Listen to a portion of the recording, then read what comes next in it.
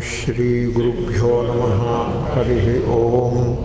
श्रुतिस्मृतिपुराणानामालयं करुणालयं नमामि भगवत्पादशङ्करं लोकशङ्करम्। अर्जुन उवाच नष्टो मोहस्मृतिर्लब्धा त्वत्प्रसादान्मयाच्युता स्थितोऽस्मि गतसन्देहः करिष्ये वचनं तव।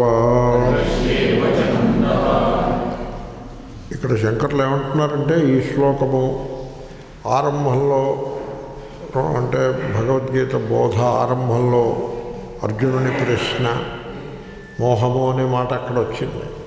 ఆ మోహముతోటి అతను మాట్లాడడం, దానికి శ్రీకృష్ణ భగవానుడు బోధ ఇప్పుడు నాకు మోహము పోయినది అని ఈయన సమాధానము చెప్పడము. దీన్ని అంతని చూస్తే మీకు ఏమి తెలిసింది? కొత్తగా వచ్చి కిరీటం ఏమి ఉండదు. అంత నెగిటివ్ అండర్స్టాండింగ్ ఇది హయ్యెస్ట్ అండర్స్టాండింగ్. అర్జునుడు ఆత్మస్వరూపుడే, జ్ఞానస్వరూపుడే ఎప్పుడు కూడా. కానీ ఆ మోహము కారణంగా తన స్వరూపాన్ని తాను తెలుసుకోలేకపోయినాడు. ఈయన బోధ వల్ల ఒరిగేది కొత్తగా ఏమీ ఉండదు. జ్ఞానం వల్ల మీకు కొత్తగా ఏది లభించదు. అంతకుముందు మీ వద్ద ఉన్నదియే మీరు గుర్తుపడతారు. జ్ఞానం అంటే అలా ఉంటుంది. మీ దగ్గర లేనిది మీకు కావాలంటే కర్మ వలన లభిస్తుంది. మీ దగ్గర ఉన్నదే మీకు కావాలి అంటే లేదనే భ్రమ నుండి బయటపడి ఉన్నదానిని గుర్తుపట్టడమే మీరు చేయాల్సింది.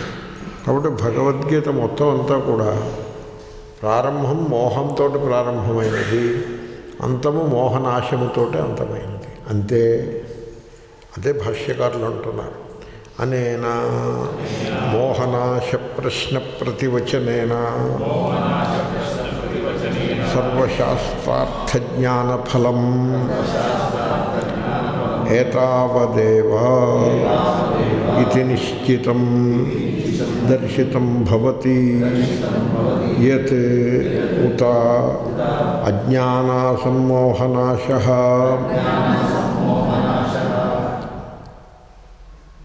ఆత్మస్మృతిలాభశ్చేతి. అక్కడ దీర్ఘం ఉందా? దీర్ఘం లేదు. అజ్ఞాన సమ్మోహనాశ అని ఉండాలి. ఇక్కడ గీతా ప్రెస్ పుస్తకంలో ఆ గీత ఎక్కువ పడింది. పడేపటికి అజ్ఞాన అసమ్మోహ ఏమిటా అని నేను కన్ఫ్యూషన్లో పడ్డా. అజ్ఞాన సమ్మోహనాశ అంటే సరిపడుతుంది. కాబట్టి గీతా ప్రెస్ పుస్తకంలో ఆ అజ్ఞాన మోహ అంతే. ఆయన హిందీ కూడా కరెక్ట్గానే ఉంది. ఆ దీర్ఘం ఉండదు. ఓకే, అంతే. సో సర్వశాస్త్రార్థ జ్ఞానఫలం ఏతావదేవ ఇది నిశ్చితం భవతి. ప్రశ్న మోహము గురించి, మోహము నుండి ప్రశ్న వేసినాడు. ప్రశ్న ప్రతివచనము, శ్రీకృష్ణుడు చెప్పిన ప్రతి ఉత్తరము ప్రత్యుత్తరము మోహనాశము గురించి ప్రత్యుత్తరము. కాబట్టి మోహం వలన ప్రశ్న, ప్రత్యుత్తరము వలన మోహనాశము. మొత్తం భగవద్గీత అంతా అదే. శ్రీకృష్ణుడు 11వ శ్లోకం 2వ అధ్యాయం మొదలుపెట్టినప్పుడు భాష్యకారులు ఈ మాట రాసినారు. 1వ అధ్యాయం అంతా, 2వ అధ్యాయంలో 10 శ్లోకాలు. దీని సారము ఇంత మాత్రమే. ఏమిటంటే అర్జునుడు శోకమోహములను పొంది ఉన్నాడు, అంతే. దాంట్లో ఉండే కథ అంతా మీరు పట్టుకుని దాన్ని ఊరికే సైకో ఎనలైజ్ చేయటం అనవసరం. చాలామంది అలా చేస్తూ ఉంటారు. ఆ స్పిరిట్ అర్థం చేసుకోవాలి. భాష్యకారులు ఆ ప్రథమాధ్యాయాన్ని ఎందుకని ఆయన ఎక్స్ప్లెయిన్ చేయలేదు. 2వ అధ్యాయం 10 శ్లోకాలు కూడా పక్కన పెట్టేశారు. పెట్టేసి మొత్తానికి అంతకీ కలిపి ఒక పారాగ్రాఫ్ రాసి వదిలేశారు. ఆ పారాగ్రాఫ్ యొక్క సారం ఏమిటంటే అర్జునుడు మోహమును కలిగి ఉన్నాడు. ఆ కారణంగా ఏవేవో మాటలు మాట్లాడినాడు. ఆ మోహము అనేక రకాలు. నా వలన వీళ్ళందరూ ఉద్ధరింపబడతారు అని ఒక మోహం. నేను కనుక యుద్ధం చేయకపోతే వీళ్ళందరూ బతికిపోతారు అని ఇంకొక మోహము. నేను యుద్ధం చేస్తే నా చేతుల్లో వీళ్ళందరూ తోస్తారు అని ఇంకొక మోహము. అంటే ఈ మోహమంతా కూడా ఆ యుద్ధ ప్రసంగాన్ని బట్టి చంపుట చొచ్చుట ఇత్యాది మాటలు ఉన్నప్పటికీ యుద్ధ ప్రసంగం కాకపోయినా కూడా ఆ మాటలే ఉన్నాయి. కఠోపనిషత్తులో యుద్ధమే ఉంది, కానీ అక్కడ మృత్యుదేవత కలదు. నాయం హంతి నహన్యతే అనే మాటలు అక్కడ ఉన్నాయి. అక్కడ మృత్యుదేవత కలదు, ఇక్కడ యుద్ధము కలదు. రెండో ఒకటే అయిందిగా. యుద్ధంలోనూ మృత్యుదేవత సందర్భంలోనూ ఏముంటుంది? మృత్యు ఉంటుంది. ఈ మృత్యువు విషయంలో జనులకు మోహము గలదు. అంచేతనే మొదటి శ్లోకం బోధ కూడా మృత్యువుకు సంబంధించిన మోహంతో శ్లోకం బోధ ప్రారంభమైనది. అశోచ్యానన్వశోచస్వం ప్రజ్ఞావాదాంశ్చ భాషసే గతాసు నగతాసంశ్చ నానుశోచంతి పండితా. అక్కడ కూడా ప్రాణం ఉండడం పోవడం, ఆ కారణంగా మోహము, అసలు చర్చంతా అలాగే ప్రారంభమైనది. కాబట్టి మాట వరసకి చంపుట చొచ్చుట ఇత్యాది వచనములు ప్రయోగం ఉన్నప్పటికీ సామాన్యాకారముగా నేను చేస్తున్నాను అనే కర్తృత్వ భావన, ఫలానా కర్మఫలమును అపేక్షించి చేస్తున్నాను అనే భోక్తృత్వము, ఇవన్నీ కూడా మోహము నుంచి పుట్టినవియే. కాబట్టి మోహము వలననే అర్జునుడు శోకమునకు భాజనుడైనాడు. చూడండి, మొత్తం సారమంతా కలిసి మీకు ఎక్కడ తేలుతుందంటే, మొత్తం భగవద్గీత యొక్క బోధ యొక్క సారమంతా ఎక్కడ తేలుతుందంటే కన్ఫ్యూషన్. మోహము అంటే కన్ఫ్యూషన్, అక్కడ తేలుతుంది. ఎవడైనా మీకు దుఃఖంలో ఉన్నాడనుకోండి, వాడు దుఃఖంలో ఎందుకున్నాడు? కన్ఫ్యూజ్ అయి ఉన్నాడు కనుక దుఃఖంలో ఉన్నాడు. కన్ఫ్యూషన్. కన్ఫ్యూషన్ అని ఇంగ్లీష్ మాట నేను అంటున్నాను, మోహము. దాని తెలుగులో ఏమని చెప్పాలి? ఒకదానిని చూచి మరి ఒకటి అని భ్రమపడుట. భ్రమ. మోహము అంటే భ్రమ. ముహ వైచిత్యే. ఉన్నది ఒకటి, అనుకునేది మరి ఒకటి. ఓకే. సో జడమైన దేహము పడిపోతుంది. జడమైన దేహం పడిపోతే దానికి చావు అని పేరు పెట్టి అదేదో కొంపలు అంటుకుపోయాయని భ్రమపడి శోకిస్తూ కూర్చుంటారు. కాబట్టి మొత్తం సారం ఏమిటి తేలిందంటే మనిషి మోహము కారణముగా శోకభాజనుడగుచున్నాడు. మోహమే, కన్ఫ్యూషనే. ప్రజ్ఞాపరాధ ఏవ ఏష దుఃఖో నామ. లేకపోతే దుఃఖం హి నామ. దుఃఖం నపుంసకలింగం. దుఃఖం హి నామ ఏష ప్రజ్ఞాపరాధ ఏవ. మీకు దుఃఖం అనుభవానికి వచ్చిందంటే మీ తెలివితేటలు దెబ్బతిన్నాయన్నమాట. లేకపోతే దుఃఖం అనుభవానికి రాకూడదు. కాబట్టి దుఃఖం అనుభవానికి వచ్చిన ప్రతి సందర్భంలోనూ నేను అజ్ఞానము, దాని వలన పుట్టే మోహము, వీటికి బలి అవుతున్నాను, వీటి యొక్క గుప్పిట్లో చిక్కుకుని ఉన్నాను. ఏమిటి మోహము అని దాన్ని పరిశీలించుకోవాలి. దీన్ని మహాత్ములు ఏమని చెప్తారంటే ఇమోషనల్ రియాక్షన్స్ ఉండకూడదు అంటారు. అంటే ఏమిటి? ఎవరైనా పోయారనుకోండి, అయ్యో అమ్మో అని మీరు ఏడవడం ప్రారంభించారనుకోండి, దాని పేరే ఇమోషనల్ రియాక్షను. మీకు అనుకూలమైన పరిస్థితి లేదనుకోండి, మీరు కోపాన్ని ప్రదర్శించారనుకోండి, దాన్ని ఇమోషనల్ రియాక్షన్ అంటారు. ఎవరి మీదైనా ద్వేషమును పగను పెట్టుకుని ఉన్నారనుకోండి, దట్ ఈజ్ ఇమోషనల్ రియాక్షన్. ఎవరి ఎడలైనా ఈర్ష్యను కలిగి ఉన్నారనుకోండి, అది ఇమోషనల్ రియాక్షన్. ఈ ఇమోషనల్ రియాక్షన్ కారణంగా మీకు శోకము అనుభవానికి వస్తుంది. ఒక అసంతృప్తి, అసంతోషము, దుఃఖము, శోకము అన్నీ అవే పేర్లు. అదే అనుభవానికి వస్తుంది. దాంతోపాటుగా భయము కూడా అనుభవానికి వస్తుంది. శోకము, భయము అనుభవానికి అందరికీ వస్తూ ఉంటుంది. అవి అనుభవానికి రాని మానవుడు లేడు. కానీ ఈ శోకభయముల నుండి బయటపడటం ఎలాగో తెలియక ఈ శోకభయములకు మూలము తనయందే గలదు. అజ్ఞానము, మోహము, నేను ఎక్కడో కన్ఫ్యూజ్ అవుతున్నాను అని తనయందే ఆ ఇమోషనల్ రియాక్షన్ ఏది కలదో, శోకము, భయము ఇత్యాది ఎమోషన్, దానికి తనయందే కారణము కన్ఫ్యూషన్ ఉన్నది అని తనని తాను పరిశీలించుకుని చూసుకుంటే సరిపడుతుంది. ఇప్పుడు సోదరులిద్దరూ ఏదైనా ఆస్తిపాస్తుల గురించి తగాదాలు పడుతున్నారనుకోండి, ఆ తగాదాలలో ఇద్దరికీ కూడా చాలా క్లేశము కలుగుతుంది కదా, దుఃఖము కలుగుతుంది కదా. ఆ దుఃఖమునకు మూలమునందు ఏమి గలదు? ఈ ఆస్తి మనం పట్టుకుపోయేది, ఇది నాకు చెందినది అనేటువంటి మోహము గలదు. ఎందుకంటే ఆస్తి ధనము అనేది తన స్వరూపానికి చెందినవి కావు.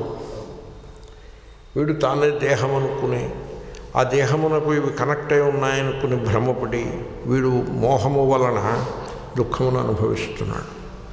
అవునండి. కనుక శరీరంలో ఏదైనా అనారోగ్యం ఉందనుకోండి, సపోజ్ అలాంటి సందర్భం చూసుకోండి, అక్కడ కూడా శరీర పీడ ఉండటం ఒక ఎత్తు, నేను ఏదో రోగిష్టివాడిని అయిపోయాను, నా బ్రతుకు ఎలా తెల్లవారుతుందో అని బెంగ పెట్టుకోవటం, ఏడుస్తూ కూర్చోవటం ఇంకో ఎత్తు.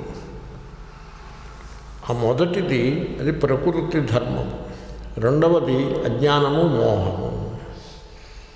ఆ రెండవ దానిని మీరు దూరం చేసుకోగలిగినట్లయితే మొదటిది ప్రకృతి ధర్మము, దానంతటది నడుస్తుంది, దానికి ఈ బరువు యాడ్ కాకుండా ఉంటుంది. ఈ మోహము వలన కలిగే భయము, మోహము భయము, ఈ బరువు శరీర పీడకు అది కూడా తోడైందనుకోండి, మీకు అదే శరీర పీడ భూతద్దంలో లాగా భాషిస్తుంది. ఈ అజ్ఞానం పక్కకి పోయిందనుకోండి, ఈ మోహం పక్కకి పోయిందనుకోండి, శరీర పీడ ఏ స్థితిలో ఉంటాలో ఆ స్థితిలో ఉంటుంది. దానిని మనం నిర్వహించుకోగలుగుతాము. దాన్ని అలాగా నిరాదరణ చేసి దాన్ని ఇంకా దాన్ని నెగ్లెక్ట్ చేసి నెత్తిమీదకి తెచ్చుకోమని నేను చెప్పట్లేదు. దానికి చేయాల్సినటువంటి ప్రయత్నం చేసుకుంటాం. కానీ దానితో మమేకము కాకుండా సాక్షిభావంలో ఉండి మీరు నిర్వహించుకుంటారు. రోగము కలిగి ఉండుట తప్పు కాదు, నేను రోగిని అని భ్రమపడుట తప్పు. అది మోహము. అంటే అక్కడ ఏమైనది, చైతన్యమునకు జడమైన దేహమునకు మధ్యలో లంకె ఏర్పడినది, అది మోహం. అంచేతనే వీడు శోకిస్తున్నాడు. కాబట్టి అదొద్దు, నీవు చైతన్య స్వరూపుడవు, నజాయతే మ్రియతేవా, నీవు పుట్టను లేదు, నీవు చావబోవుట లేదు, నీ స్వరూపము చైతన్యం, అజో నిత్య శాశ్వతోయం పురాణ, అది నీ స్వరూపము. నువ్వు దేహమే నేను ఎందుకు అనుకుంటున్నావు, ఈ మోహమేమిటి నీకు అని శ్రీకృష్ణుడు బోధించినాడు. కాబట్టి ప్రతి సందర్భంలోనూ కూడా దుఃఖము భయము అనేవి మోహము వలన మాత్రమే కలుగుతాయి. ముఖ్యంగా మీ అంతఃకరణము చాలా క్రూడ్గా, అంటే చాలా రజోగుణంతో తమోగుణంతో నిండి ఉండటము, తీవ్రమైనటువంటి సంసారాసక్తితోటి ఉండటము. ఉండవు మీరు సంసారాన్ని అంత గట్టిగా పట్టుకుని నాకు శోకమోహాలు ఉండకూడదంటే కుదరదండి. You cannot have it both ways. మీరు సంసారం నాది, నా కొడుకు, నా మనవడు, నాది, నా ఇల్లు, నా వాకిలి, నా మొగుడు, నా భార్య, నా బంగారం అని ఇలా పట్టు కూర్చుని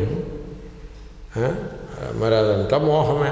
మరి దానివల్ల వచ్చేది ఏముంటుంది, శోకమే ఉంటుంది, భయమే ఉంటుంది. క్రమంగా శరీరారోగ్యం కూడా దెబ్బతింటుంది. దానివలన దెబ్బతింటుంది. మీరు మనస్సును హీల్ చేయాలి, శరీరాన్ని హీల్ చేయడం కాదు. శరీరానికి కాదు మందు, మనస్సుకి మందు వేయాలి. మనస్సులో మోహము అనే కాలుష్యము నిబిడీకృతమై దట్టంగా ఉన్నది, దానికి మీరు మందు వేయాలి. ఆ మందు ఏమిటి, భగవద్గీత. మా చిన్నప్పుడు పాట వినేవాళ్ళం, రామజోగి మందు అనేదో పాట వచ్చింది. రామజోగి మందు అంటే రామనామాన్ని జపించు, గీతలో చెప్పిన యోగాన్ని అనుష్ఠించు, అది మందు. కాబట్టి మోహము అనేది సమస్య.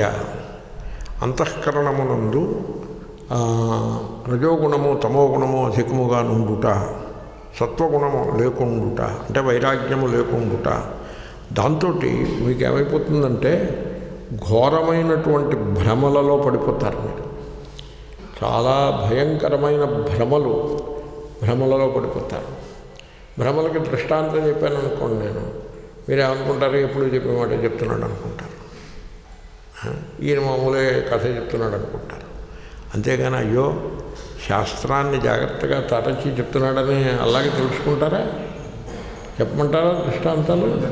అక్కడెక్కడో ఉన్న నక్షత్రాలు గ్రహాలు మీ జీవితాలను చెడగొడుతున్నాయని అనుకుంటున్నారా? అంతకంటే భయంకరమైన మోహము వేరే ఏదైనా ఉంటుందా? చేతికి ఉంగరాలు రాళ్ళు పెట్టుకుంటే బాగుపడిపోతుంది బతుకొని అనుకుంటున్నారా? అంతకంటే మోహం వేరే ఏమైనా ఉంటుందా? ఇంత డబ్బు మూట కడితే మేము సుఖంగా ఉండగలుగుతాము అని ఎవరైనా అనుకుంటే అంతకంటే మోహం ఏదైనా ఉంటుందా? వీటిని గ్రోస్ ఇల్యూషన్స్ అని అంటారు. అంటే అత్యంత క్రూడ్, అత్యంత స్థూలమైన బండ భ్రమలు. అటువంటి భ్రమలలో మనిషి జీవిస్తూ ఉంటాడు. అకారణముగానే శోకమును భయమును పొందుతూ ఉంటాడు. మీరు భగవద్గీత చదువుకోండి. భగవద్గీతలో చెప్పే బోధ చాలా సరళముగా ఉంటుంది. దాంట్లో ఏమీ కాంప్లెక్సిటీ, జటిలత ఉండదు. ఏదో కుండల నీళ్ళు ఇక్కడి నుంచి అక్కడికి లేవడాలు, అక్కడి నుంచి ఇక్కడికి దిగడాలు, నవావరణ పూజలు, అష్టబంధములు ఇలాంటివి ఏమీ ఉండవు. పెద్ద పెద్ద ఉపాసనలు, పెద్ద పెద్ద కర్మలు ఇవేమీ ఉండవు. ఉదయించే సూర్యుడికి దండం పెట్టుకుని అర్ఘ్యప్రదానం ఇచ్చి చేస్తే మీరు నిత్యకర్మలో నిష్ణాతులైపోయినారు. అప్పటికే సూర్య నమస్కారం చేసినట్లయితే 12 స్టెప్సుల సూర్య నమస్కారం మీ శరీరారోగ్యం, మానస ఆరోగ్యం బాగుగా ఉండుట మాత్రమే కాక మీకు ఆత్మానందము కూడా అనుభవానికి వస్తుంది. అంత సరళమైన విషయం. దీంట్లో ఏమీ క్లేశము లేదు. మోహము మీరు అలా పెట్టు కూర్చోవలసినటువంటి అవసరం లేదు. మీరు మీ విజ్ఞానమును కొంచెం విస్తరింపజేసుకొనుట, ఆ విజ్ఞానము యొక్క లోతును కొంత అందుకొనుట, సంవేదనశీలము సెన్సిటివ్గా ఉండుట, అంటే మీ మనస్సులో చెలరేగుతున్నటువంటి ఆలోచనలు వాటి ఎడల ఒక రకమైన సంవేదన కలిగి ఉండుట, ఈ మాత్రం ఘనకార్యం మీరు చేయగలిగితే మీరు ఈ మోహము నుండి బయటపడిపోతారు. కాబట్టి మీరు చేయాల్సింది ఇంత మాత్రమే. ఇక్కడ మొత్తం గీతాశాస్త్రమునంతను మీరు తెలుసుకోవటం వల్ల లభించే ఫలం ఏమిటి? సర్వశాస్త్రార్థ జ్ఞాన ఫలం. శాస్త్రము యొక్క తాత్పర్యము, అర్థ అంటే తాత్పర్యము, దానిని తెలుసుకోవటం వల్ల మీకు లభించేది ఏమిటి? ఇంత మాత్రమే. ఏతావదేవ. ఏమిటండి అది? ఏమిటి ఇంత మాత్రమే అని నిశ్చయం చేశాడు శ్రీకృష్ణ భగవాను. ఏమిటది ఇంత మాత్రమే అంటే ఏతే అజ్ఞాన సమ్మోహనాశ ఆత్మస్మృతి లాభశ్చ. అజ్ఞానము అంటే విషయం తెలియకపోవటము, దానివలన అనేకానేకములైన భ్రమలను కలిగి ఉండుట. అనేకములైన భ్రమలు. ఈ భ్రమలను కడుపు చించుకుంటే కాళ్ళ మీద పడుతుంది అన్నట్టుగా నేను వాటిని ఏరి చెప్పడం ప్రారంభిస్తే అది మనందరికీ తగులుతాయి. ఆ భ్రమలు వచ్చి అయ్యో మన గురించి చెప్తున్నట్టు వీడు తస్తది అని మీకు అనిపిస్తుంది. అలా ఉంటాయి ఆ భ్రమలు. అన్ని భ్రమలే, అన్ని ఇల్యూషన్స్, మోహములు. కాబట్టి మీకు గీతాశాస్త్రం వల్ల కలిగే ఉపకారం ఇంత మాత్రమే. ఏమిటి? ఆ జ్ఞానము, దాని నుంచి పుట్టేటువంటి వెర్రి వ్యామోహము. వెర్రి 1000 విధములు అని విన్నారా? అన్ని 1000 విధముల వెర్రి మన అందరిలోనూ ఉంటుంది. 1000 విధం. పిల్లి కనపడింది అనుకోండి, ఏదో అమంగళము, వెర్రి. బల్లి పక్కన పడింది అనుకోండి, ఇంకేదో అమంగళము, వెర్రి. పొద్దున్న 9ంటికి ముహూర్తం బాగోలేదు, 10ంటికి ముహూర్తం బాగుంది, ఇంకో వెర్రి. 1000 విధములు. ట్రైను 9ంటికి అయితే ముహూర్తం ఏమిటి? 8:30. అది కరెక్ట్ ముహూర్తం. పూర్వం వాళ్ళు అలా పెట్టుకునేవారు ముహూర్తం. సూర్యుడికి దండం పెట్టడానికి ముహూర్తం ఏమిటి పెట్టారు? 3 గంటలకు పెట్టే. తెల్లవారుజామున 3 లేకపోతే 9? ఎప్పుడు మరి ముహూర్తం ఏమిటి సూర్యుడికి దండం పెట్టడానికి? సూర్య ఉదయించే వేళ, ఓ పావుగంట ఇటు, అది ముహూర్తం. ఎందుకు? అలాగే రైలు కూడా అదే ప్రిన్సిపుల్ అండి, అదే ప్రిన్సిపులు. సో బ్రేక్ఫాస్ట్కి ముహూర్తం ఏమిటి? 8 గంటకి వర్జ్యం ఉంది, బ్రేక్ఫాస్ట్ మానేస్తారా? బ్రేక్ఫాస్ట్కి ముహూర్తం ఏమిటి? 7:30, 8కి బ్రేక్ఫాస్ట్కి ముహూర్తం. 12:15కి దుర్ముహూర్తం ఉందండి, భోజనం మానేస్తారా? 12:15 భోజనం చేసి వేళ అది.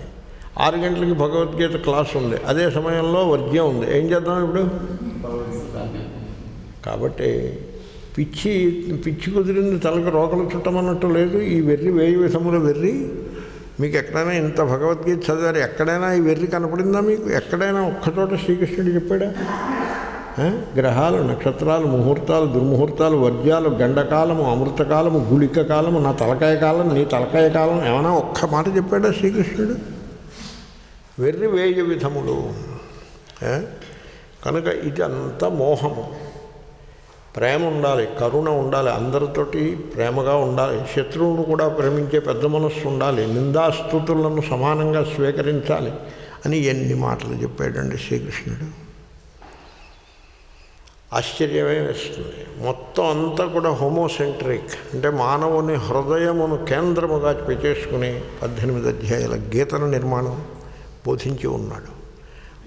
ఏ టు జీ మొత్తం శాస్త్రము యొక్క తాత్పర్యం ఏమిటంటే మన హృదయములలో నిబిడీకృతమై ఉన్న, అంటే దట్టముగా పేర్కొని ఉన్న అజ్ఞానము మోహమును పోగొట్టుటయే, అంతకంటే ఇంకేమీ చేయక్కర్లేదు. ఎప్పుడైతే అజ్ఞానము మోహము పోయిందో మీ స్వరూపము మీకు వెంటనే లభిస్తుంది. మీరు మీ స్వరూపమును సంపాదించనక్కరలేదు, ఎందుకంటే మీరు మీ స్వరూపము అయ్యే ఉన్నారు. మోక్షమును మీరు ఇప్పటికే పొందినే ఉన్నారు. మీకు మోక్షము మీ స్వరూప లాభము, అంటే ఆనందానుభవము, ఆత్మానందము, అది మీకు వెంటనే లభించేస్తుంది. మీరు దానికి చిన్న అవకాశం ఇస్తే అది వెంటనే మీకు అనుభవానికి వచ్చేస్తుంది. మీరు ఏం చేయాల్సి ఉంటుందంటే మోహము నుంచి బయటపడాలి. మోహం ఏ రకంగా ఉంటుంది? ఏది అసత్యమో దాని యందు ఆసక్తిని పెట్టుకొనుటయే మోహము. ధనము, దాని యందు ఆసక్తిని పెట్టుకొనుట. మీరు ధనమే ఆసక్తి పెట్టుకుని పోగేశారనుకోండి, ఆ ధనం ఏమవుతుంది? పోతుంది. దానికి మనకి ఉండే సంబంధం తెగిపోతుంది. దేహం మీద ఆసక్తి పెట్టుకున్నారనుకోండి, ఆ ఆసక్తి ఏమవుతుంది? ఆ దేహము పడిపోతుంది. రూపం మీద ఆసక్తి పెట్టుకున్నారనుకోండి, ఆ రూపము భగ్నమైపోతుంది. రూపం మీద ఆసక్తి పెట్టుకోకూడదు. వెర్రి ఇంటికి ఇలాగే ఉంటుంది. కనుక రాముడి రూపం ఏమైనది? శ్రీకృష్ణుని రూపం ఏమైనది? జీసస్ క్రైస్ట్ మహాశయుని రూపము, బుద్ధ భగవానుని రూపము, మహావీరుని రూపము, గాంధీ మహాశయుని రూపము. ఈ రూపములన్నీ ఏమైనాయి? కాబట్టి రూపం మీద అటాచ్మెంట్ పెట్టుకోవడం ఏమిటండి? ఇది ఎక్కడ తెలివితేటలండి? ఎక్కడి నుంచి పట్టుకొచ్చారండి తెలివితేటలు? ఓ సెల్ ఫోన్ పెట్టుకుంటూ ఉండడం, ఫోటోలు తీసుకుంటూ ఉండడం. మీకు కావాల్సింది సెల్ఫీయా, సెల్ఫ్ నాలెడ్జా? Self knowledge, not selfie. Selfie ఏం చేసుకుంటారు? కాబట్టి ఈ ఆత్మస్మృతి లాభ. మీరు చేయాల్సిందల్లా ఈ అసత్యం ఏది గలదో, దానిపై పెట్టుకున్నటువంటి అటాచ్మెంట్ ఏది గలదో, ఆసక్తి, దానిని మీరు ప్రక్కన పెట్టుడు, అది మోహము అని తెలుసుకొనుడు. వెంటనే మీ స్వరూపము అది ఉబికి పైకి వస్తుంది. అది దానికి మీరేం చేయనక్కర్లేదు. మీ స్వరూపము అలా ఉబికిపోతూ ఉంటుంది. మీకు అసలు తాపమే కలుగదు, మానసికమైన దుఃఖమే కలుగదు. ఒకవేళ ఒకంత మనస్సు కొంత చెడినట్లు అనిపించే, మనం మానవులము కదా, సంస్కారములు వాసనలు ఉంటాయి కదా. ఒకంత మనస్సు చెడినట్లు అనిపించిన, మనం అనుకున్న పని అనుకున్నట్టుగా జరగలేదనుకోండి, మనస్సు కొద్దిగా చెడుతుంది. దీనికోసం ఎందుకండి పోస్ట్ ఆఫీస్కి వెళ్ళి ఒక కవర్ డబ్బాలో వేసుద్దాం అనుకునేప్పటికి ఆ డబ్బా మూసేసి పెడతాడు వాడు. అప్పుడే మీకు మనస్సు చెడుతుంది కదండి. పోస్ట్ ఆఫీస్కి వెళ్ళి కవర్ రిజిస్టర్ చేద్దామంటే వాడు చేయడు, ఇప్పుడు ఖాళీ బాగుంటాడు. అప్పుడే మీకు మనస్సు కొంత చెడుతుంది. సహజము. వెంటనే మనస్సు చెడిన వెంటనే మీకు వెంటనే ఆ సంవేదన, ఇది ఈ మనస్సు ఇలా ఎందుకు చెడిందంటే ఒక దానిపై మనం ఆసక్తి పెట్టుకోవడం మూలంగా చెడింది అని మీరు తెలుసుకుంటారు. వెంటనే మనస్సు శాంతమైపోతుంది. మీ స్వరూపము మళ్ళీ ప్రకాశించడం ప్రారంభిస్తుంది. మీ స్వరూపం ప్రకాశించకుండా అడ్డుపడేది మీరు మాత్రమే, ఇంకా వేరే ఏది అడ్డుపడటం. కాబట్టి ఎప్పుడైతే మోహము నశించినదో మీ స్వరూపము మీకు అందుబాటులోకి వచ్చేస్తుంది. దానికోసం మీరేమీ కష్టపడిపోనక్కర్లేదు. సో మీరు ఎప్పుడైతే ఈ మోహము నుంచి బయటపడతారో అప్పుడు ఈ సర్వమును ప్రకాశింపజేసే ఆ వెలుగు, ఆ చైతన్యము, అది నా స్వరూపము అనే సత్యము మీకు తేట తెల్లముగా అనుభవమునకు వచ్చును. దాన్ని ఆత్మస్మృతి లాభ అని అంటారు. ఇంతే మోహము నశించుట. శాస్త్రం చేసే ఉపకారం ఏమిటండి? మోహమును నశింపజేయుట. మోహం నశించిపోగానే ఆత్మస్వరూపాన్ని శాస్త్రం మీకు తీసుకొచ్చి అందివనక్కర్లేదు. మళ్ళీ అఖండాకార వృత్తులు ఇవేవి దానంతటా అది అయిపోతుందండి.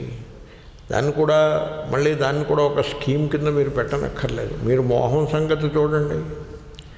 మోహం సంగతి సూర్యుడు ఉదయిస్తే ఇంక చీకటి ఎలా పోతుంది? చీపురు కట్టబెట్టి తుడిచేసి అవతల పారపోసి వస్తారా చీకటిని? అలాగే అక్కర్లేదు.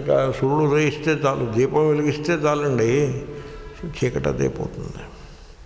కాబట్టి మేబీ ఎగ్జాంపుల్ రివర్స్ అయిందేమోను, వాట్ ఎవర్. కాబట్టి మోహనాశం అయిపోతూనే ఇటు నుంచి అటు చెప్పచ్చు, అటు నుంచి ఇటు చెప్పచ్చు. మోహనాశం అయిపోతూనే ఆత్మస్మృతి మీకు లభించేస్తుంది. ఇదే విషయాన్ని శృతి కూడా చెప్తోంది. తథాచ శ్రుతౌ అనాత్మవిత్శోచామి ఇత్యుపన్యస్య ఆత్మజ్ఞానే సర్వగ్రంథి విప్రమోక్షః ఉక్తః. ఆ ప్రకరణం చాలా గొప్పది. ఛాందోగ్యోపనిషత్తులోని 7వ అధ్యాయంలో ప్రకరణం అది. అక్కడ ఆ ప్రకరణాన్ని మన వాళ్ళు ఎందుకని సరిగ్గా అర్థం చేసుకోరు, దాన్ని ఎందుకని లోతుగా పట్టుకోరు అని నేను ఆశ్చర్యపోతూ ఉంటాను. ఆ ప్రకరణం ఏమిటంటే, నారదుడు సనత్కుమారుడి దగ్గరకు వెళ్తాడు. కథ, ఆ కథలో ఉండే సారం పట్టుకోవాలి కదా, మరి అందుకోసమే కదా ఉపనిషత్తు చెప్పిన కథది. ఎందుకు వెళ్ళి నాకు శోకము గలదు అని చెప్తాడు. మన సినిమా నారదుడు ఎలా ఉంటాడు? ఆయనకి శోకం ఏం లేదు, ఎప్పుడు ఇలా భజన చేస్తూ ఉంటాడు. మెళ్ళ ఒకటి వేసుకుని, పట్టుపంచి కట్టుకుని, ఇలా గిరదాలు జుట్టు పెట్టుకుని. అలాగే సినిమా నారదుని ఒకరిని క్రియేట్ చేశారు సినిమా వాళ్ళు. కమలాకర కామేశ్వరరావు గారు, విఠలాచార్య ఇత్యాది దర్శకులందరూ కలిసి ఒక సినిమా నారదుని తయారు చేసి పెట్టారు. అవునండి, రేలంగి గారు వేసేవారు ఆ పాత్ర మా చిన్నప్పుడు. కాబట్టి సినిమా నారదుడు అంటే పైలా పచ్చేసి ఉంటాడు ఆయన. అలా కాదు మరి ఇక్కడ నారదుడు, అలా కాదు. ఇక్కడ నారదుడిని మీరు చూస్తే ఆశ్చర్యపోతారు. ఆయన సనత్కుమారుడి దగ్గరికి వెళ్ళి మామూలుగా విష్ణువు గారును లక్ష్మీదేవి గారు కూర్చుని కబుర్లు వైకుంఠపాళి ఆడుకుంటుంటే ఈయన మధ్యలో అలాగే, అది సినిమా నారదుడు. మీరు సినిమా నారదుడిని పక్కన పెట్టాలి. అలా వైకుంఠంలో విష్ణువు గారును లక్ష్మీదేవి కూర్చుని కబుర్లు చెప్పుకుంటుంటే ఈయన మధ్యలో వెళ్ళి తలుపు తట్టి వాళ్ళని డిస్టర్బ్ చేశాడు. ఆ నారదుడు కాదు ఇది. ఈ నారదుడు సనత్కుమారుడి దగ్గరకు వెళ్తాడు. ఏమిటంత ఆశ్చర్యంగా చూస్తున్నారు నేను చెప్పే మాటని? అంత విడ్డూరంగా చెప్తున్నానా నేను? అర్థం అవుతుందండి? ఓకే. ఈ నారదుడు సనత్కుమారుడి దగ్గరికి వెళ్తాడు. సనత్కుమారుడు జ్ఞాని, అంటే ఆత్మస్వరూపం తెలుసున్నవాడు. ఆయన దగ్గరికి వెళ్ళి ఏమిటో ఇలా వచ్చేమంటాడు. అంటే శోకముతో ఉన్నానండి.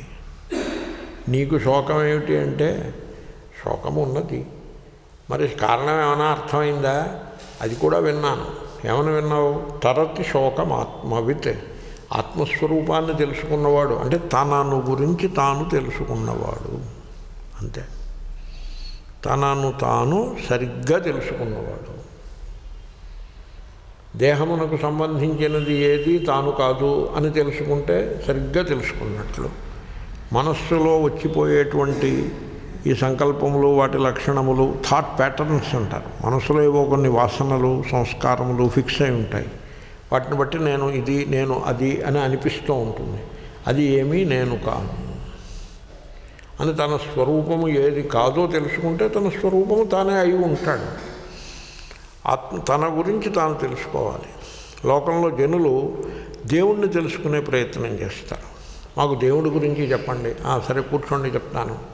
దేవుడు, ఆయనకి 4 చేతులు ఉంటాయి, కిరీటం పెట్టుకుంటాడు, పట్టుపంచి కట్టుకుంటాడు, ఆయనకి 2 భార్యలు ఉంటారు. ఇంకా చెప్పంటారా దేవుడి గురించి? ఓరి నీ జ్ఞానం కూడా ఇదెక్కడ జ్ఞానమయ్యా? అది జ్ఞానమాది? జ్ఞానమనాలా లేకపోతే ఎవరో రాసిపెట్టిన కథల్ని చెప్పుకుంటున్నారనాలా? కాబట్టి దేవుడి గురించి నీకు జ్ఞానం ఏమిటి? దేవుడి గురించి జ్ఞానం అలా ఉండదు. దేవుడు నీకు తెలిసినప్పుడు తెలుస్తుంది. ఓకే, అది కాదు. పోనీ జగత్తు గురించి చెప్పండి. జగత్తు అది కనపడేది, సత్యం కాదు. అది ఆ సెన్సేషన్స్ ఉన్నప్పుడే జగత్తు ఉంటుంది. అంటే కళ్ళు చూస్తూ ఉండాలి, చెవులు వింటూ ఉండాలి, మనస్సు సంకల్పిస్తూ ఉండాలి, అప్పుడే జగత్తు ఉంటుంది. ఇంక లేకపోతే ఉండదు జగత్తు. నిద్రపోతే ఉండదు. మీరు నిద్ర దాకా అక్కర్లేదు, భోజనం చేసి కుర్చీలో వాలినా కూడా మీకు జగత్తు ఉండదు. ధ్యానంలో కూర్చుంటే జగత్తు ఉండదు. జగత్తు గురించి ఏం తెలుసుకుంటారు? అది కనపడితే తప్ప ఉన్నది కాదు. మరి ఇంక తెలుసుకోవాల్సింది ఏమిటి? మీ గురించి మీరు తెలుసుకోవాలి. మీ గురించి తెలుసుకోకపోవడం చేతనే మీరు శోకమును అనుభవిస్తూ ఉన్నారు. తరతి శోకమాత్మవిత్, తన స్వరూపాన్ని తాను తెలుసుకున్నవాడు శోకము నుండి బయటపడతాడు. నాకు నా స్వరూపము తెలియలేదయ్యా అని నారదుడు అంటున్నాడు. అనాత్మవిత్ శోచామి, నా స్వరూపం నాకు తెలియలేదు. ఆ మాట నాకు గుర్తున్నంతలో it is the paraphrasing of the context in Shankara's own words. అది అయి ఉంటుందని నేను అనుకుంటున్నాను. లేకపోతే అనాత్మవిత్ శోచామి అనే మాట సాక్షాత్తు నారద మహర్షి అన్న మాట కూడా అయి ఉండొచ్చు. You can check it. Okay, బహుశా డైరెక్ట్ కోటే అయి ఉంటుంది. నాకు ఆత్మస్వరూపము తెలియకపోవడం చేత నేను శోకిస్తున్నాను. ఆత్మస్వరూపం తెలియకపోవడమే శోకమునకు హేతువు అని ఇంత మటుకు ఇంత సమాచారాన్ని సేకరించి ఆత్మస్వరూపం తెలుసుకుందుకు మీ వద్దకు వచ్చినాను అని నారదుడు అంటాడు. చూసారా, గమనించారా? జగత్తు సరిగ్గా పూర్తిగా చూడలేదు అందుకోసం శోకిస్తున్నాను అనలేదు. లేకపోతే లక్ష్మీదేవి నాతో సరిగ్గా మాట్లాడలేదు అందుకోసం శోకిస్తున్నానని మన సినిమా నారదులాగా అనలేదు. నా స్వరూపం నాకు తెలియక నేను శోకిస్తున్నాను. అవును, నీ స్వరూపాన్ని గురించి నువ్వు తెలుసుకునే ముందు ఇంతవరకు నీవు తెలుసుకున్నవేమిటో చెప్పు అని అడుగుతాడు సనత్ కుమారుడు. చూడండి ఆ ప్రసంగం ఎలా ఉంది అంటే, ఈయన పేట్రేగిపోతాడు. తనకు వచ్చిన విద్యల లిస్ట్ అంతా చెప్తాడు. ఆ లిస్టులో వేదాలు 4 ఉంటాయి, షడ్దర్శనములు విద్యాస్థానములు 14 ఉంటాయి. అంటే తర్కం, వ్యాకరణం, న్యాయికం, జ్యోతిషం కూడా ఉంటుంది. జ్యోతిషం అంటే ఇప్పుడు లోకంలో ఉన్న జ్యోతిషం కాదండి, వేదాంగ జ్యోతిషం వేరే ఉండేది, అది కూడా ఉంటుంది. సో ఇంకా సంగీతం ఉంటుంది, గంధర్వ విద్య, డ్యాన్స్ ఉంటుంది, నాట్య విద్య ఉంటుంది, అన్ని విద్యలు ఉంటాయి. నిధి విద్య అంటే బంగారపు గని ఎక్కడ ఉన్నది అనే ఈ జియాలజీ ఉందిగా, మోడర్న్ జియాలజీ, అది ఆయనకి తెలుసు. అది కూడా ఉంది ఆయనకు వచ్చిన విద్యల్లో. సరే, ఇంకా కర్మశాస్త్రం అంతా ఏ కర్మలు చేయాలో అవన్నీ తెలుసు, ఉపాసనలు అన్నీ తెలుసు. ఆయన పెద్ద లిస్టు చెప్తాడు, ఇవన్నీ నాకు తెలుసును అని చెప్తాడు. చెప్తే సనత్ కుమారుడు అంటాడు, నీకు తెలుసున్నదంతా నామము మాత్రమే. నామై వైతత్ అంటే నువ్వు తెలుసుకున్నదంతా ఊరికే నామము. నామానికి తోడుగా ఏముంటుంది? రూపము. నామం అంటే ఇది అనుకున్నారు, ఇదో ప్రారంభం. తెలుగులో పాఠం చెప్పేప్పుడు ఈ నామశబ్దానికి అన్నప్పుడల్లా చెప్తాలి. నామం అంటే ఇది కాదయా, నామము అంటే పేరు అని చెప్తాం. లేకపోతే ఇది అనుకుంటారు బుద్ధిమంతులు, శిష్యులు, పరమానందయ్య శిష్యులు మళ్ళా. కాబట్టి ఇదంతా కూడా నామరూపాత్మకమైనది, అసత్యము. నువ్వు చదివిన విద్య అంతా కూడా నామరూపాత్మకమైనది, అసత్యము. దీన్నే నేను అనేక పర్యాయములు చెప్తూ ఉంటా. మనం మోడర్న్ కాంటెక్స్ట్లో పెట్టుకోవాలంటే, అదే ప్రసంగాన్ని మోడర్న్ కాంటెక్స్ట్లో పెట్టుకోవాలంటే, మనము ఓ డిగ్రీ సంపాదించాము, ఉద్యోగానికి సంబంధించిన డిగ్రీ సంపాదించాము, ఉద్యోగం చేస్తున్నాము, యాంత్రికంగా బతికేస్తున్నాం తప్ప మనం తెలుసుకున్నది కేవలము బ్రతుకు తెరువుకు ఉపయోగపడుతుందే తప్ప శోకమోహముల నుంచి బయటపడడానికి ఉపయోగపడదు అనే అర్థం దానికి. ఆ నారద సనత్ కుమార ప్రసంగానికి అభిప్రాయం అంతే. సరిగ్గా ఇదే అభిప్రాయాన్ని భజగోవిందంలో శంకరులు కూడా నహి నహి రక్షతి వికృయీకరణే. వ్యాకరణ పాండిత్యాన్ని అయితే సంపాదించావు, అది లోకంలో ధనమును పేరు ప్రతిష్టలను సంపాదించడానికి ఉపయోగపడుతుందే తప్ప స్వరూపాన్ని తెలుసుకుందుకు పనికిరాదది అని చెప్తారు. కాబట్టి ఆత్మస్వరూపమును నీవు తెలుసుకోవలసి ఉంటుంది, నీ గురించి నువ్వు తెలుసుకోవాల్సి ఉంటుంది అంతే. ఆత్మజ్ఞానమంత సరళమైనది అదే కానీ మరొకట్లేదు. ఎందుకంటే ఇప్పుడు జియాలజీ తెలుసుకోవాలనుకోండి, రాళ్ళు, వాటిల్లో ఉండేటువంటి లక్షణములు, వాటిని బట్టి ఆ రాళ్ళ కింద ఏముందో తెలుసుకోవాలంటే పెద్ద శాస్త్రం. హ్యూమన్ బాడీ అనాటమీ తెలుసుకోవాలంటే 5 ఏళ్ళు 7 ఏళ్ళు శాస్త్రం చదవాలి. జియాలజీ తెలుసుకోవాలంటే 6-7 ఏళ్ళు చదవాలి. అది ఆత్మస్వరూపం తెలుసుకోవాలంటే మీరు ఇంట్లోంచి బయటికి అడుగు కూడా వేయనక్కర్లేదు, బయటకు చూడడం మానేసి మీ లోపలికి మీరు ఒకసారి చూస్తే మీ లోపల ఏముందండి? మీ లోపలికి మీరు కళ్ళు మూసుకుని మీ లోపల చూసుకుంటే మీ లోపల ఏముంది? మీరే ఉన్నారు. ఇంకేముంటుంది? మీ లోపల మీరే ఉంటారు. ఆ మీరేమిటో మీరు తెలుసుకోవచ్చుగా. దీనికోసం పెద్ద పిల్లి మొగ్గలు వేసేయాల్సిందేమీ లేదు. మిమ్మల్ని మీరు పరికించుకుంటే మీ స్వరూపం ఏమిటో మీకు తెలిసిపోతుంది. శ్వాసను చూడండి. శ్వాసను చూస్తే మీరు సాక్షి అనే అనుభవం మీకు కలుగుతుంది. శ్వాసను నేను పరికిస్తున్నాను అని మీరు తెలుసుకుంటే నేను సాక్షినే ఉన్నాను అని తెలిసిపోతుంది. దేహాన్ని పరిశీలించండి. నేను దేహ సాక్షిని అనే సత్యం మీకు తెలుస్తుంది. కాబట్టి మిమ్మల్ని మీరు పరికించుకొనుట ద్వారా, పరిశీలించుకొనుట ద్వారా మీ గురించి మీకు తెలుస్తుంది. ఆత్మజ్ఞానం తెలిస్తే ఏమవుతుందండి? సర్వగ్రంథి విప్రమోక్ష. మీకు ముడులన్నింటి నుండి మీకు విముక్తి లభించేస్తుంది. ముడులు, ఈ ముడులు ఎన్ని రకాల ముడులు ఉన్నాయి? దేహధర్మములను తనవే అనుకోవడం ఒక ముడి. దేహము వయస్సులో ఉన్నది, ముసలిది, రోగముగానున్నది, ఆరోగ్యముగానున్నది అంటూ దాన్ని చుట్టూ పుట్టింది, చేస్తుంది అని ఆ దేహధర్మములన్నీ నెత్తిన వేసుకుని వాటినన్నిటితోటి సతమతమవుతూ ఉండటము ఒక ముడి. మీరు దేహమునకు ఆరోగ్యం సంపాదించటం అనేది అది వర్కౌట్ అవ్వదు. మీకు నేను చెప్తున్నా, మీరు ఆలోచించుకోండి. దేహారోగ్యము మీకు వర్కౌట్ కాదు. అది ఎంతవరకు వర్కౌట్ కాదు? మీరు మనస్సులో ఉండే మోహములను అలాగే అట్టి పెట్టుకుని ఉన్నంతకాలము మీకు ఈ దేహారోగ్యము వర్కౌట్ అవ్వదు. అర్థమైందా మీకు? అది వర్కౌట్ కాదు. మనస్సులో ఉండే మోహాన్ని మీరు అలాగే అట్టిపెట్టుకుని దాని గురించి ఏ ప్రయత్నమూ చేయకుండా, దాన్ని తొలగించే ప్రయత్నం ఏం చేయకుండా బాడీ ఆరోగ్యంగా ఉండాలని మీరు అనుకుంటే అది వర్కౌట్ అవ్వదు. You have to heal the mind first. మీరు మనస్సును ముందు దాన్ని శుద్ధి చేయాల్సి ఉంటుంది. దానికి ఆరోగ్యాన్ని సమకూర్చాలి. మనస్సుకు పట్టిన మోహం అనే రోగాన్ని వదిలించుకోవాలి. అప్పుడు మీకు దేహమునకున్న రోగము పోతుంది. అంతవరకు వర్కౌట్ కాదు అది. మన అనుభవం ఎలా ఉన్నది? మనం ఎంతమంది డాక్టర్ల చుట్టూ ఎన్నిసార్లు తిరిగామండి.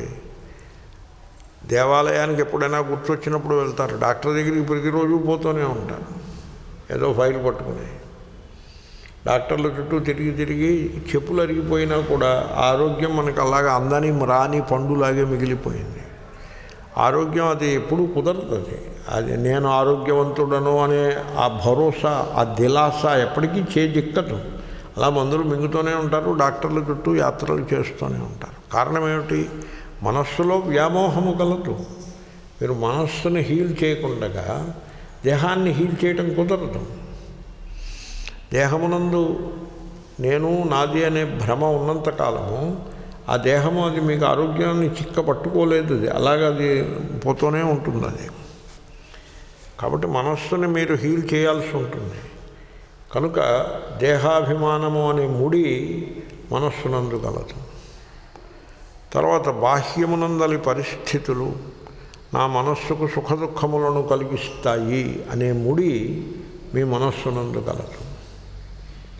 ఈ ముడులు, దేహమనే ముడి ఒకటి, దేహమే నేను, దేహము నాది, దేహం పుట్టినప్పుడు నేను పుట్టాను, దేహం పోతే నేను పోతాను అనే ముడి, దేహమునకు సంబంధించి ముడులు పెట్టు కూర్చున్నారు. మనస్సుకు సంబంధించి ముడులు, వాడెవడో నన్ను అవమానించాడు, వీడు నాకు అన్యాయం చేశాడు అంటే ఇవన్నీ ముడులు. ఈ ముడులన్నీ మీరు పెట్టు కూర్చుంటే మీ స్వరూపం కప్పివేయబడి ఉంటుంది. ఎప్పుడైతే మిమ్మల్ని మీరు జాగ్రత్తగా పరిశీలించుకుంటారో, వెరీ సింపుల్ అండి, ఇదేమీ పెద్ద కఠినమైన విషయం కాదు.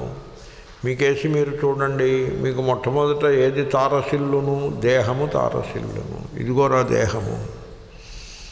ఆ దేహం విషయంలో కొంత స్పేస్ మీరు క్రియేట్ చేసుకోండి. దేహము నేను, నేను దేహము. దేహము తెలియబడేది, నేను తెలియవాడను. నేను వెలుగు, ఎరుక, అది నేను. దేహము నేను కాదు. దేహము తెలియబడేది. దేనిలో తెలియబడుతోంది, ఏ ఎరుకలో తెలియబడుతోందో ఆ ఎరుక నా స్వరూపం.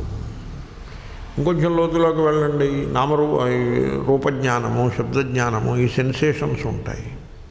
కళ్ళతో చూసినప్పుడు సెన్సేషన్ పుడుతుందండి, చెవులతో విన్నప్పుడు సెన్సేషన్ పుడుతుంది. ఇప్పుడు ఫోన్ రింగ్ అయిందనుకోండి, ఏమిటో అనిపిస్తుంది, దట్ ఈస్ ది సెన్సేషన్. ఆ నెంబర్ చూసినా మనకు కావాల్సిన వాడు ఫోన్ చేశాడు, అది ఇంకొక సెన్సేషన్. అది ఆన్ చేసి వింటారు, వాడు ఏదో చెప్తాడు, బాగుంది, అది ఇంకో ఇవన్నీ సెన్సేషన్స్ అండి. మీకు సెన్సేషన్ అంటే ఏమిటో చెప్తున్నా. దేవుడికి అలంకారం చేశారు, అది అనదర్ సెన్సేషన్. కంటితో అనదర్ సెన్సేషన్ అండి. దేవుడికి మీరేం అలంకారం చేస్తారండి? పశ్య దేవస్య కావ్యం నా మమార నజీర్యతి అని ఋగ్వేదం చెప్తాం. చూడండి ఆ చెట్టు, చూడండి దేవుడు రచించిన కావ్యము. ప్రకృతి అంతా కూడా దేవుడు తయారు చేసిన కావ్యమే. ఎంత సుందరంగా ఉన్నది. పక్షులు చూడండి, పశువులు చూడండి ఎంత సుందరంగా ఉన్నాయో. ఇంతకంటే పెద్ద కావ్యం. మీరు దేవుడికి మీరేం అలంకారం చేస్తారండి? మీ తలకాయ మీరేం అలంకారం చేస్తారు దేవుడికి? కాబట్టి మీరు ఆ సెన్సేషన్స్, ఇవన్నీ కూడా సెన్సేషన్స్, అంతకు మించి ఇంకేమీ కాదు. ఈ సెన్సేషన్స్ ఏ వెలుగులో ప్రకాశిస్తున్నాయో ఆ వెలుగు మీరు. ఈ సెన్సేషన్స్ మీరు కాదండి, ఆ వెలుగు మీరు. సెన్సేషన్స్కి ఎక్కువ ప్రాముఖ్యాన్ని ఇవ్వకండి, అలా ఉంటూ ఉంటాయి. ఇప్పుడు సెంటు పెట్టుకున్నారు, అబ్బో ఈ సెంటు బాగుందన్నారు, అది సెన్సేషన్. సెంట్ అన్నది సెన్సేషన్. సెన్సేషన్ బాగుందా? సెన్సేషన్ అని ప్రకాశింపజేసిన చైతన్యం బాగుందా? అంత తెలివి తక్కువనా? కాబట్టి సెన్సేషన్స్ అవన్నీ. ఆఖరికి మ్యూజిక్ కూడా, there is no music in the notes, the music is in the silence between the notes. Note is a sensation. ఆ నోట్కి మధ్యలో సైలెన్స్ ఉంటుంది, అక్కడ దాంట్లో వెలుగు ఉంటుంది, ఆ వెలుగే మ్యూజిక్. అదే ఆనందాన్ని కూడా ఇస్తుంది. కాబట్టి ఆ వెలుగు. అలాగే మనస్సును మీరు హీల్ చేయాల్సి ఉంటుంది. ఇది ఒక కఠినమైన పని, అది చేయక తప్పదు. మనస్సులో కోపం, తాపం, అసూయ, ఈర్ష్య, ఇవేమీ కోరికలు, ఈక్ష, ప్రతీక్ష, అపేక్ష చెప్పాను కదా, ఇవేమీ ఉండరాదు. భయములు అసలే ఉండరాదు. మనస్సుగా ఆలోచించేటువంటి లక్షణం ఉండాలి. భయం ఉంటే ఆలోచించే లక్షణం ఉండదు. భయము పెద్ద గ్రంథి. ఫ్రీడమ్ టు థింక్ ఉండదు. మీకు థింక్ చేసేటువంటి ఫ్రీడమ్ లేకుండా మీకు స్వరూపము అనుభవానికి రాదు. ఆ నమ్మకాలని బట్టి వచ్చే భయములతోటే మీరు సతమతమవుతూ ఉంటారు. అవన్నీ కూడా గ్రంథులే. మీరు గాడ్ని తయారు చేసి పెట్టుకోకూడదు. గాడ్ విషయంలో ఓపెన్ మైండ్ తోటి ఉండాలి. దేవుడు అనగా ఫలానా అని ఇంకా అదే అసలు ఇంకా మీరు తెలుసుకునే అవకాశమే ఉండదు. మీకు ఆలోచించేటువంటి స్వేచ్ఛ కూడా ఉండదు. దేవుడు అంటే ఏమిటో మనం తెలుసుకోవాలి అనే ధోరణితోటి ఉండాల్సి ఉంటుంది. కాబట్టి ఈ విధంగా మిమ్మల్ని మీరు పరికించుకోవడం ద్వారా మీలో ఉన్నటువంటి గ్రంథులన్నీ కూడా విడిపోతాయి. సర్వగ్రంథి విప్రమోక్ష, దానికే ఆత్మజ్ఞానము అని పేరు. అప్పుడు మీ స్వరూపము బ్రహ్మానందము, మీ స్వరూపమును మీరు పొందుతారు. మీరు మనస్సులో ఉండే ఈ ప్రాపంచిక కామనలన్నిటినీ విడిచిపెట్టి వేయుట ద్వారా, ఈక్ష, అపేక్ష, ప్రతీక్ష, ఈ మూడింటిని పూర్తిగా విడిచిపెట్టి వేయుట ద్వారా మీరు ఆ బ్రహ్మానంద స్వరూపంలో నిలిచిపోతారు. అదే పెద్ద కామన అనేటువంటి పెద్ద గ్రంథి వదిలిపోతుంది. మీ స్వరూపంలో మీరు నిలిచిపోతారు. మీరు చిన్న వాటిని ఆసక్తి పెట్టుకుని, చిన్న వాటిపై ఆసక్తి పెట్టుకుని ఆ ఆసక్తిలో మీరు నిలిచి ఉండిపోతే మీ స్వరూపం మీకు దూరం అయిపోతుంది. ఇప్పుడు రూపాయి కాగితాలు లెక్క పెట్టుకుని సంతోషపడుతున్నారనుకోండి, మీరు అక్కడే ఉండిపోతారు. లేకపోతే వీడు నా కొడుకు అని అలాగా మురిసిపోతున్నారనుకోండి, దాంట్లోనే ఉండిపోతారు. ఇది నా ఇల్లు అని చెప్పేసి సంతోషపడిపోతున్నాను. 2 బెడ్రూమ్ కట్టేసుకున్నాను, నేను గోడకి రంగు వేసేసాను, ఇక్కడ బొమ్మ పెట్టాను, అక్కడ అలంకారం పెట్టాను, నా తలకాయ నీ తలకాయ అని ఆ రకంగా ఆ భౌతికమైన విషయాల్లో మీరు చిక్కుకుని ఉన్నారనుకోండి, అక్కడే ఉండిపోతారు. ఈ లెస్సర్ డిజైర్స్ ఉంటాయి. ఈ ప్రాకృత విషయముల ఎడల ఆసక్తి పెట్టుకుంటే మీ స్వరూపం మీకు అనుభవానికి రాదు. ఈ అల్పములైన విషయములనన్నింటినీ, నామరూపములనన్ని ఒక్క మాటలో చెప్పాలంటే, నామరూపము అన్నది అసత్యము, దాన్ని తీసి పక్కన పెట్టండి అని మీరు ఎప్పుడైతే ఆ నిశ్చయానికి వచ్చేయగలుగుతారో వెంటనే మీ పూర్ణ ఆత్మస్వరూపము ప్రకాశించడం ప్రారంభిస్తుంది. దానికోసం మీరేమీ ప్రయత్నం చేయనక్కర్లేదు. సో మీరేం చేయాల్సి ఉంటుందంటే, మోహనాశం గురించి చెప్తున్నా, ఈ ప్రకృతిలో, ఈ సృష్టిలో మీకు అనుభవానికి వచ్చే సర్వము అంటే కంటితో చూడబడేది, చెవితో వినబడేది, ముఖ్యంగా అవే కదా, అంటే నామరూపములు సర్వము అవి నశ్వరములు, నశించిపోయేవి, అవి సత్యములు కాదు అని మీరు అది పట్టుకోవాలి. సృష్టిలో కనబడే సర్వము నశ్వరము. దేనిపైనను ఆసక్తిని పెట్టుకొనుట మీ స్వరూపమునకు ఆవరకము అవుతుంది, అంటే కప్పివేయునది అవుతుంది. అంటే అప్పుడు ఈ సర్వమునందు ఉన్నటువంటి ఆసక్తిని విడిచిపెట్టి, మరి దీన్నే మృత్యువు అంటారు. ఇదే అసలైన మృత్యువు, డెత్ టు ది నోన్. తెలియబడే సర్వము ఎడల మనిషి పూర్తిగా he dice to all that. అలా ఆ ప్రయోగం, పదప్రయోగం మీకు నచ్చుతుందో నచ్చదో అని నేను శంకిస్తూ ఉంటాను. I'm dead to the world అంటే ఇప్పుడు మీరు దాన్ని ఏమీ చెడగొట్టేయక్కర్లేదు. మీ స్వరూపంలో మీరు ఈ నామరూపములకు వేటికి కట్టుబడి ఉండరు. అందరినీ ఆత్మరూపులుగా ప్రేమిస్తారే కానీ ఫలానా నామరూపములకు కట్టుబడి ఉండుట అనేది లేదు. మీరు ఆ స్థితిని ఎప్పుడైతే చేరుకుంటారో అప్పుడు వెంటనే మీ స్వరూపమును మీరు పొందేస్తారు. మీ స్వరూపమే దైవత్వం. అది గాడ్ అంటే. దాని ఎడల ఓపెన్ మైండ్ పెట్టుకుని ఆ గాడ్ తెలుసుకోవాలి, గాడ్ తెలియాలి అని ఓపెన్ మైండ్ పెట్టుకుని ఉండాలి. అంతేగాని గాడ్ను ఒకరిని తయారు చేసి ఎదుర్కొండా పెట్టేది గాడ్ సంగతి సెటిల్ అయిపోయింది, ఇంకా మిగతా విషయాలు సెటిల్ చేసుకోవాలన్నట్టుగా ఉంటే ఎక్కడ కుదురుతుందండి. కాబట్టి ఈ విధముగా గ్రంథులను గురించి నేను కొంత వ్యాఖ్యానము చేసినాను. ఆ గ్రంథులను గుర్తుపట్టి మీలో మీరు చూసుకుంటే మీకే దొరుకుతాయి ఆ గ్రంథులు. ఆ గ్రంథులను గుర్తుపట్టి వాటి నుంచి బయటపడటమే. ప్రతివాడికి ఏవో కొన్ని గ్రంథులు ఉంటాయి, వాడికే తెలుస్తాయి. మిగతా వాళ్ళకి ఎలా తెలుస్తాయి? మిగతా వాళ్ళకి కొద్ది గొప్ప తెలిసే అవకాశం ఉంటుంది, కానీ వాడికి బాగా తెలుస్తాయి.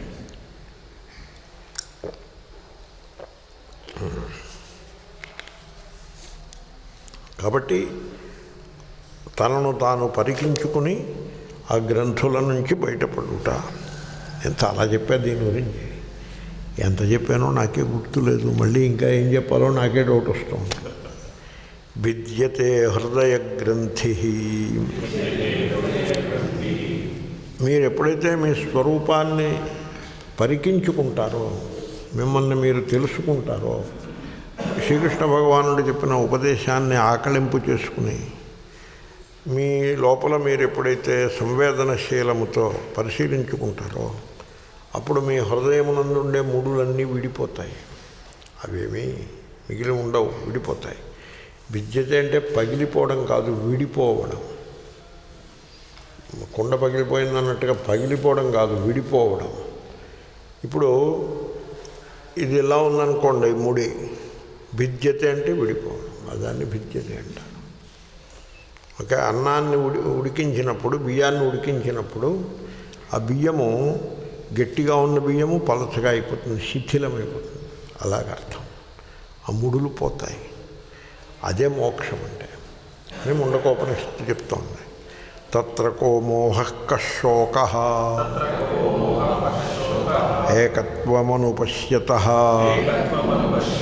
ఇతి చ మంత్రవర్ణః. మీరు ఏకత్వాన్ని తెలుసుకునే ప్రయత్నం చేయాలి. నేను దీని గురించి అవిశ్వం అనే మాటలో చెప్పాను.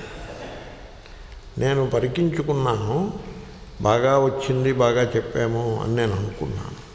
ఏకత్వాన్ని పట్టుకోవాలి, ద్వైతాన్ని దూరం పెట్టాలి, ద్వైతం జోలికి వెళ్ళకూడదు. మొన్న ఒక ఆయన ఎవరో కలిశారు నన్ను, ఏవో కొన్ని ప్రశ్నలు ఉన్నాయండి మిమ్మల్ని అడగాలనుకుంటున్నానంటే, సరే చెప్పండి ఏమిటో. ఆయన అలాగే ఏదో అడుగుతున్నారు, చెప్తున్నాను, నేను అలా చెప్తున్న కొద్దీ ఆయన ఇంకా ఏవో అడుగుతున్నారు. ఓ స్టేజ్ వచ్చిన తర్వాత నాకు డౌట్ వచ్చింది, ఏమంటే మీ భాష బాగులేదండి, ఎక్కడి నుంచి పట్టుకొచ్చారు ఈ భాష అంటే, కొంత గీత చదువుకుని వచ్చి ప్రశ్న అడుగుతున్నారు అనమాట. ఎక్కడి నుంచి పట్టుకొచ్చారు ఈ భాష అని అడిగాను. అయితే ఫలానా పుస్తకం నుంచి. అది సంగతి. ఆ పుస్తకం అవతల వారండి, అది బరిగిరాదు. భగవద్గీతకి మీరు అది కాదు చదవటం, ఇది చదవండి. ఎందుకంటే మీ భాషలో దోషం వచ్చింది, ద్వైత ప్రధానమైన భాష మాట్లాడుతున్నారు మీరు. జీవులు ఉంటారు, ఉత్తమ జీవులు ఉంటారు, అధమ జీవులు ఉంటారు, అధమ జీవులు నరకానికి పోతారు, ఉత్తమ జీవులు, ఇలాంటి భాష మాట్లాడుతున్నారంటే మనం ఉత్తమ జీవుల కోటికి చేరాలి, అధమ జీవుల్లోకి వెళ్ళకూడదు, అధమ జీవుల నుంచి దూరంగా ఉండాలి, ఇలాంటి భాష మాట్లాడుతున్నారంటే ఐ స్మెల్ట్ ఎ ర్యాట్, ఈ భాష బాగులేదండో అని. ఎందుకంటే ద్వైత ప్రధానమైన భాష. మీరు ఆ భాష పట్టుకుంటే మీరు తత్వం నుంచి జారిపోతారు. మీరు ఆ భాష పట్టుకోకూడదు, మీరు ఏకత్వానికి సంబంధించిన భాష పట్టుకోవాలి. పక్షిలో ఏముందిరా, పరమాత్మ గలడు. కాకిలో కూడా పరమాత్మే ఉన్నాడు. అబ్బేబే పరమాత్మ నెమలిలో ఉన్నాడు కానీ కాకిలో లేడు అని అన్నారంటే మీరు ఏం తెలుసుకున్నారు? నెమలిలో ఎందుకున్నాడండి పరమాత్మ? నెమలిలో అంటే శ్రీకృష్ణుడు నెమలి పింఛం పెట్టుకుని, ఎక్కడైనా భగవద్గీతలో శ్రీకృష్ణుడు నెమలి పింఛం పెట్టుకున్నట్టుగా మీకు కనపడిందా? భారతంలో కనపడిందా? పోనీ అది ఎక్కడో ఇంకో చోట పురాణంలో చెప్పు ఉంటారు. నేను ఇవన్నీ పరిశీలించి చెప్పట్లేదు, ఊరికే ఉజ్జాయింపుగా చెప్తున్నా. భగవద్గీతలో అయితే లేదుగా. కాబట్టి నెమలిలో దేవుడు ఉన్నాడు, కాకిలో లేడని ఇలాగంటే ద్వైతం పనికిరాదు, చాలా తప్పు అది. నెమలిలో ఏ పరమాత్మ ఉన్నాడో కాకిలో కూడా అదే పరమాత్మ ఉన్నాడు. ఆవులో ఏ పరమాత్మ ఉన్నాడో గాడిదిలో కూడా అదే పరమాత్మ ఉన్నాడు. కుక్కలో వీధి కుక్క ఎందు కూడా అదే పరమాత్మ ఉన్నాడు. మీరు ఏకత్వమును పశ్యత. అను అంటే శాస్త్ర ఆచార్య ఉపదేశం అను. శాస్త్రము యొక్క ఉపదేశం విని మీరు ఆ ఉపదేశమును ఆకళింపు చేసుకుని, అను అంటే అర్థం అది. పశ్యత దర్శించాలి, చెప్పడం కాదు, దర్శించాలి. ఏకత్వమును దర్శించాలి. అంతా ఒక్కటేనండి అని దర్శించాలి. మీరు ఎన్ని ఆభరణాలు పెట్టుకున్నా బంగారమే కదండి అని అలా దర్శించాలి. అలలు ఎన్ని రకములున్నా అంతా నీరేగా అని దర్శించాలి. కుండ, బాణ, పిడత ఇలాంటివి ఎన్నున్నా అంతా మట్టియేగా అని అలా దర్శించాలి. అనేకత్వం నుంచి ఏకత్వంలోకి దర్శించాలి. 1 నుంచి 10 రకాలుగా ముక్కలు చేయటం కాదు. ద్వైతం అంటే అలా ఉంటుంది. ద్వైతం అంటే దేవుడు అక్కడున్నాడు, నువ్వు ఎక్కడున్నావు, నువ్వు మళ్ళీ నువ్వు వేరు వాడు వేరు అని అలా ముక్కలు కింద ఉంటుంది. అలా ఉండకూడదు. ఏకత్వం వైపు పోవాలి. చుట్టూ విస్తరించి ఒకే ఆకాశము గలదు. పంచభూతములన్నిటి యందు ఒకే పరమాత్మ విస్తరించి ఉన్నాడు అని మీకు విశ్వంలో చెప్పాను నేను. ఆ విధముగా ఏకత్వమును దర్శించుకుంటూ పోవాలి. విశ్వం అనే ఊరికే విష్ణు సహస్రనామం పారాయణ చేసేయడమే తప్ప విశ్వం అనే మాటకు అర్థం తెలుసుకున్నవాడు నాకు కనపడలేదు అంతదాకా. ఊరికే మేము ఈ పారాయణ చేసాము, ఆ పారాయణ చేసామని. టేప్ రికార్డర్ మీకంటే బాగా పారాయణ చేస్తుంది, ఎప్పుడైనా గమనించారా? మీరు దాన్ని ఆన్ చేసి మీరు నిద్రపోయినా కూడా అది పారాయణ చేస్తూనే ఉంటుంది, ఎప్పుడైనా గమనించారా? విశ్వం మీకు అర్థమైందా? నేను పాఠం గంటసేపు చెప్పాను, అర్థమైందా మీకు విశ్వం? విశ్వంలో ఉన్నది ఏమిటంటే ఏకత్వం కాదు, ఏకత్వం. ఆ ఏకత్వాన్ని మీరు దర్శించగలిగితే మీకు మోహం ఉండదు. కో మోహ, ఇంకా మోహమే మిగులుతుంది. కశోక, ఇంకా శోకమే ఉంటుంది. ఏకత్వాన్ని దర్శించగలగాలి. సర్వమునందు ఒకే పరమాత్మను దర్శిస్తూ ఉండాలి. పిల్లల యందు, పెద్దల యందు, మనకు అనుకూలమైన వాళ్ళ యందు, మనకి ప్రతికూలంగా ఆచరించే వాళ్ళ యందు కూడా అదే పరమాత్మ గలడు. దేవతల యందు, మనుష్యుల యందు, పశుపక్ష్యాదుల యందు ఒకే ఆత్మ ప్రకాశిస్తోంది. అలాగంటే శ్లోకాలు బాగా మనస్సులో పెట్టుకోవాలి. విద్యా వినయ సంపన్నే బ్రాహ్మణే ఇత్యాది శ్లోకములు. ఆ భాష సరైన భాష పట్టుకోవాలి. భాషలోనే మీరు తప్పు భాష భేద బుద్ధితో కూడిన భాష ప్రవేశపెట్టితే అదంతా తప్పుదారిలో పోతుంది. అలాంటి భాష ఉండకూడదు. అంచేతనే దేవతలు ఉన్నారు, రాక్షసులు ఉన్నారు, వాళ్ళు వీళ్ళని కొట్టుకుంటూ ఉంటారు అని మనం దేవతల పక్షాన ఉండాలి, మనం రాక్షసుల పక్షాన ఉండకూడదు అని ఆ భాష తప్పది. దేవతలు మనలోనే ఉన్నారు, రాక్షసులు మనలోనే ఉన్నారు. మనలో ఉన్నటువంటి కామక్రోధాదులే రాక్షసులు, సత్సంకల్పములే దేవతలు. ఆ భాషలోకి రావాలి. ఇప్పుడు ధనుర్మాసం, ఈ ధనుర్మాసంలో మనం రాక్షసులకు దూరంగా ఉండాలి, దేవతలకు దగ్గరగా ఉండాలి. అలా మొదలు పెట్టకూడదు. ధనుర్మాసం ఏమిటి, ఇషుమాసం ఏమిటి, ఏ మాసం అన్ని మాసాలు ఒక్కటే.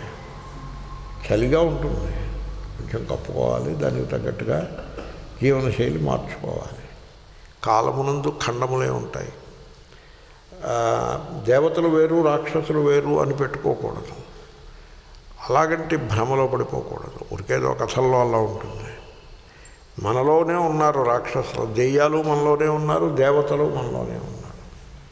కాబట్టి అందరూ ఆత్మస్వరూపులే అని ఏకత్వాన్ని పట్టుకోవాలండి. మీరు ఎలా పట్టుకుంటారో పట్టుకోండి. నేను చెప్పి నాకు అలసటే అనిపిస్తుంది. ఏకత్వాన్ని పట్టుకోవాలి. ద్వైతం జోలికి వెళ్ళరాదు. ఏకత్వాన్ని పట్టుకోవాలి. దేవుడు నీ దేవుడు కుల ఎక్కడుంటాడు? దేవుడు మీ హృదయంలో ఉంటాడు, చైతన్య రూపంగా ఉంటాడు. దేవుడు మీ బయట ఉన్నాడనుకోండి, తెలియబడుతూ ఉండే దేవుడు జడమైపోతాడుగా. కాబట్టి ఆ ఏకత్వము ఎప్పుడైతే మీరు గట్టిగా పట్టుకుంటారో అప్పుడు చాలా చక్కటి విజ్ఞానము కలుగుతుంది. మంచి పద్యాలు రాసిస్తూ ఉంటారు రామస్వామి గారు. ధరణు దేవలాల తగులు వీడినవాడు, తనువు గుడిగ చేసి తన్ను నిలిపి, లోకబుద్ధి విడిచి లోజూపు చూడరా విశ్వదాభిరామ విదురవేమ. లోకబుద్ధిని విడిచి లోపల చూసుకోమంటున్నాడు ఆయన. నిన్ను నీ వెరుగుట కొరకై మనమున సంకల్పములను మానగవలెరా. నేను నీవు తెలుసుకోవాలంటే మనసులో ఉండే సంకల్పాలని పక్కన, కామక్రోధాది సంకల్పములను ప్రక్కన పెట్టాలి. అనుమానరహితమగు గురి వినయంబున గురిని చేరి వెదుకుము వేమ. నిమిషమైనను మది నిలిపి నిర్మలముగా లింగ జీవేశులను గాంచి భంగపడక. అంటే లింగ శరీరము, జీవుడు, ఈశ్వరుడు, ఈ భేదములన్నిటినీ మీరు భ్రమ పెట్టుకోకండి. పూజ మరియందు చేయుట పూర్ణ పదవి. పూజ అనేది మీ హృదయంలో ఆత్మరూపంగా ఉండే పరమేశ్వరుణ్ణి మీరు పూజించాల్సి ఉంటుంది. విమల గుణ రాజయోగి వేమనార్య. చాలా మంచి శ్లోకాలు, కాబట్టి మంచి పద్యాలు. వేమన జ్ఞాని, గొప్ప జ్ఞాని. కబీరు, వేమన, త్యాగరాజస్వామి వీళ్ళందరూ కూడా మహాజ్ఞానులు. మీరాబాయ్ వీళ్ళందరూ కూడా గొప్ప జ్ఞానులు. ఆ ఏకత్వాన్ని దర్శించినటువంటి గొప్ప జ్ఞానులు. గురునానక్ మహాశయుడు వీళ్ళందరూ కూడా. కనుక వీళ్ళందరూ ఏకత్వాన్ని దర్శించారు. ఆ తర్వాతి కాలంలో వచ్చిన కొంతమంది బహుత్వాన్ని, ద్వైతాన్ని బాగా బలం చేసి పెట్టారు. ఏముంది, జనులకు ద్వైతం అనగానే వాళ్ళు దాన్ని వెంటబడతారు. ఎందుకంటే వాళ్ళకి తమయందు ఒక పరిచ్ఛిన్న భావనతో ఉంటారు. అదిగో దేవుడు ఇలా ఉన్నాడు అలా ఉన్నాడంటే దాన్ని వెంటపోతూ ఉంటారు. ఆరంభంలో మనందరం ఆ దారంతా నడిచి ఇక్కడికి వచ్చిన వాళ్ళమే. ఆరంభంలో నడిచిపోతుంది. చిన్నపిల్లలకి ఇంకంతకంటే ఏం చెప్తారు.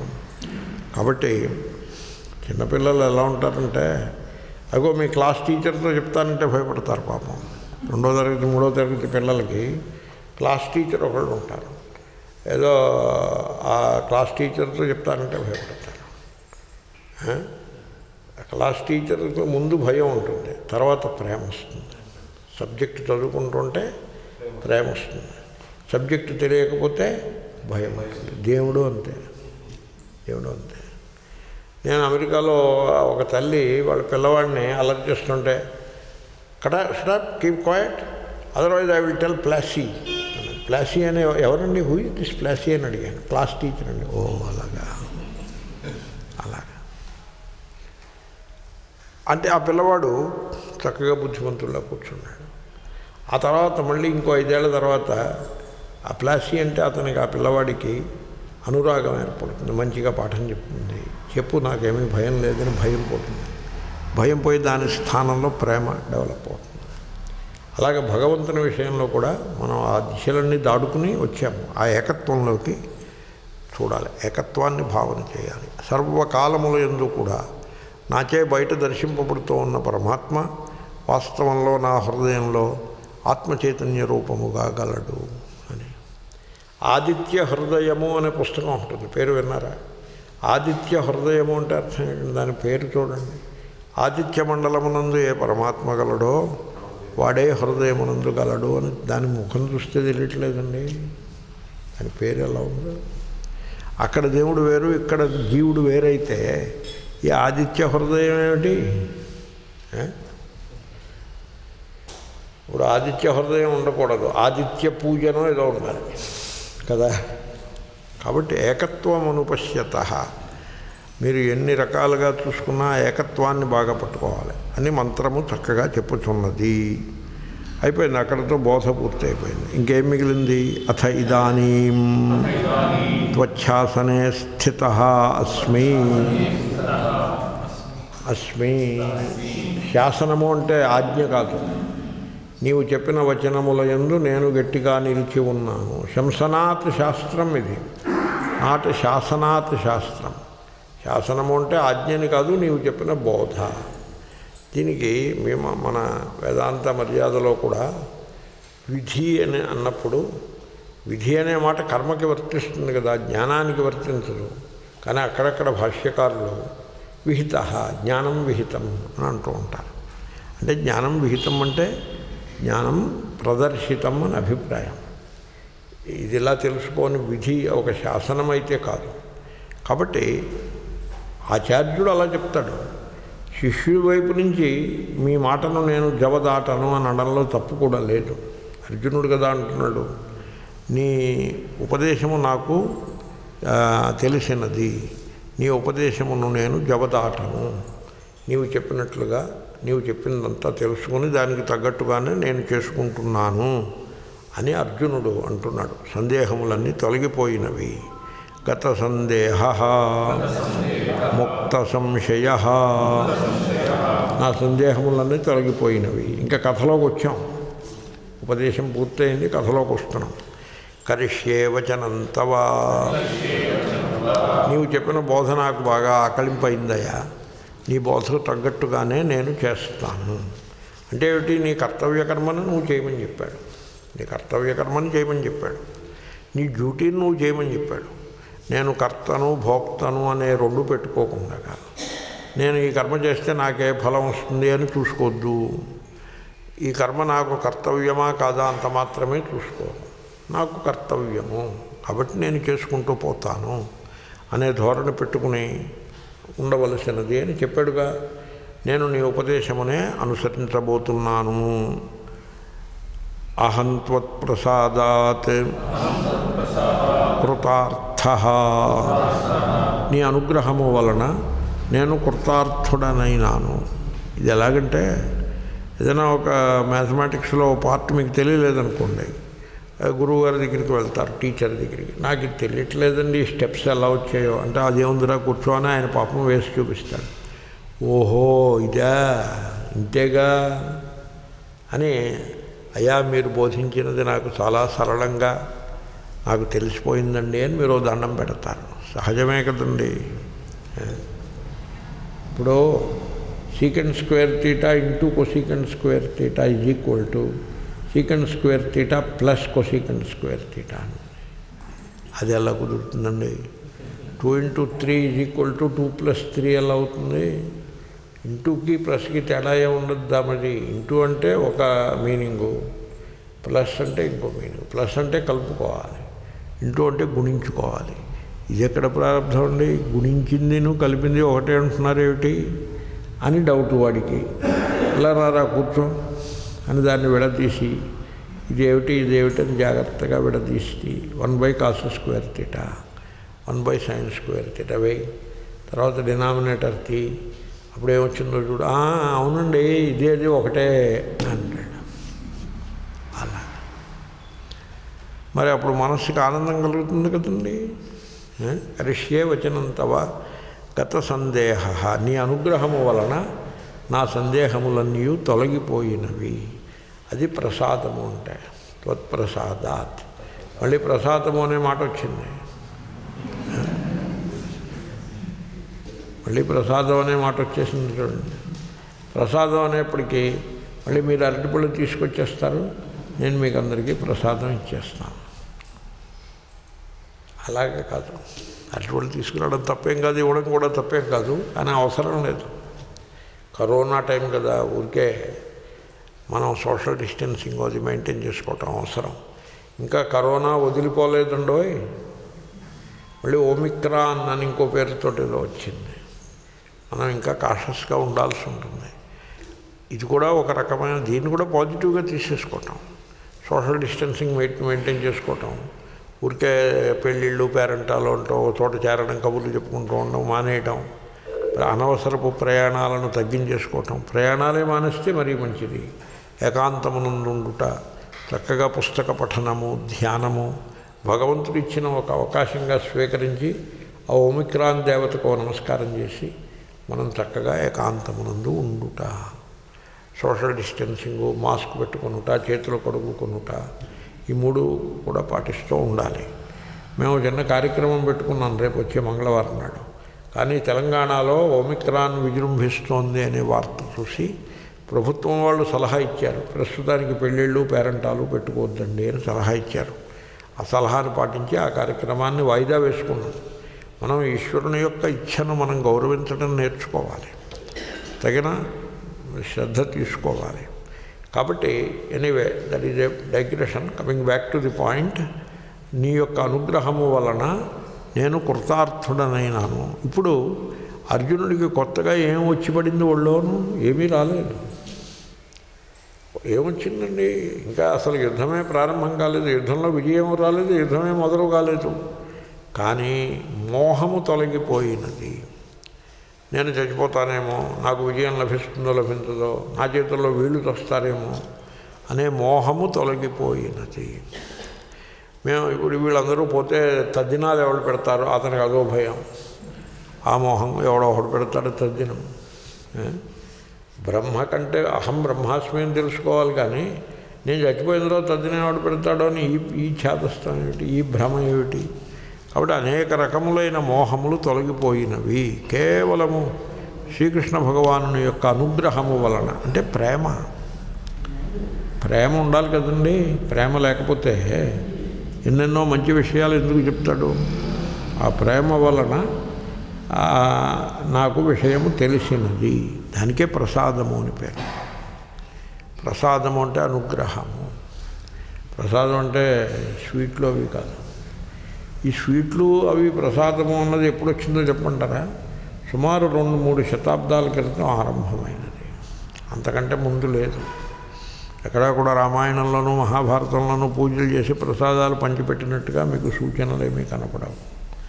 వేదంలో అక్కడ ప్రసాదాలు, యజ్ఞాల్లోనూ అక్కడ ప్రసాదాలు ఏమి ఉండవు. అంటే భగవద్గీతలో చోట వచ్చినది, అంటే యజ్ఞశిష్టాశినస్సంత. యజ్ఞం అంటే ఇవ్వడం, యజ్ఞానికి ఇవ్వడం నమ్మమా అంటే మీరు వంట వండుకుని ఎవరికైనా 2 పెట్టి మీరు తినండి. అంటే మరి పెట్టడానికి మనిషి దొరకలేదు అని అలాగ మీరు కంగారు పడద్దు. పెట్టి తినడం అనే ఒక అభ్యాసం పెట్టుకోండి, అంతే. ఒక అభ్యాసం చేసుకోండి, అంతే ప్రసాదం అంటే. అది అప్పుడు మీకు పాపములు ఉండవు. దీని మీద ఇది కాబట్టి నేను కృతార్థుడనైనాను, నా మమ కర్తవ్యమస్తి ఇత్యభిప్రాయ. నేను నా ఆ స్వరూపాన్ని తెలిసేసుకుంటే ఇంకా కృతార్థుడు అగుట కొరకై నేను కొత్తగా చేయవలసిన కర్మలు ఇత్యాదులేమీ మిగిలి ఉండవు. నా స్వరూపాన్ని నేను తెలుసుకుంటే చాలు, అంతే అనే అభిప్రాయం. అక్కడతో ఉపదేశం పూర్తయిపోయింది. యజ్ఞశిష్టాశినస్సంత అని అన్నాను కదా, అందుకోసం అంటే ప్రసాదం గురించి మీకు ఐడియా రావడం కోసం ఒక చిన్న కథ చెప్తా. శాస్త్రంలో ఎక్కడో స్మృతికారులు ఎక్కడో చెప్పారు, ఎవరికో ఒకటికి అతిథికి ఏదో కొంత భోజనం పెట్టకుండా మీరు భోజనం చేయడానికి వీల్లేదు అని స్మృతిలో ఎక్కడో ఉందో శ్లోకం. ఓ గృహస్థు ఆ శ్లోకాన్ని చూశాడు. చూసి ఎవరికైనా 2 మెతుకులు పెట్టి మనం తినాలి అని భార్యతో చెప్పాడు. ఏమన్నా మీరు రోజు ఇలాగ పెట్టడం తినడం అలా కుదరదండోయ్, మీకు నాకు కావాల్సిన వాళ్ళిద్దరే ఉంటారు భార్యాభర్తను, అంత మాత్రమే వండుతాను, ఈ రోజు ఎవరికో పెట్టడం అనే మాట అలాంటిది ఇలాంటి పిచ్చి మీరు మొదలు పెట్టద్దు అని ఆవిడ ఒక హెచ్చరిక జారీ చేసింది. ఇప్పుడు ఈ శ్లోకాన్ని పట్టుకున్నాడు. ఇప్పుడు ఈయన ఎలాగ దీని నుంచి బయటపడ్డాం? అప్పుడు భార్యతో ఉపాయం చెప్పింది. గెస్ట్ దొరక్కపోతే ఏం చేయాలి? గెస్ట్ దొరక్కపోతే మనం తినేయచ్చు, తప్పు లేదు. అయితే ఓ పని చేయండి, నేను వంట అయ్యి వడ్డించే ముందు చెప్తాను, వీధిలోకి వెళ్ళి అయ్యా ఎవరైనా అతిథులు ఉన్నారా అని అడగండి, మెల్లగా అడగండి, గట్టిగా అడగడం కాదు. అడిగితే అది ఎవరికి వినబడనట్టుగా అడగాలి. మీరు అడిగేస్తే అక్కడికి ఆ విధి నియమం పూర్తయిపోయింది, గమ్మున లోపలికి వచ్చేసేయండి, అతిథులు ఎవళ్ళు లేరు, తలుపులు వేసేయండి, మన ఇద్దరం భోజనం చేసేద్దాం, మీ భోజనం మీరు చేసేయండి, నా భోజనం నేను ఇద్దరికే వండుతాను, అత్తీసలు అలాగే పెడతాను అని చెప్పింది. సరే ఉపాయం బాగానే ఉంది కదా అని ఆయన 12ంటికి అలా తలుపు తీసి ఎవరైనా అతిథులు ఉన్నారా అండి అని అన్నం, మళ్ళీ తలుపేసుకోవడం, లోపలికి వచ్చి భోజనం చేయడం. మన కర్తవ్యాన్ని మనం చేసాము అని వాళ్ళు అనుకుంటున్నారు. ఒక ఆయన ఇదంతా గమనించాడు. వెళ్ళింట్లో నేను భోజనం చేసి తీరాలి అని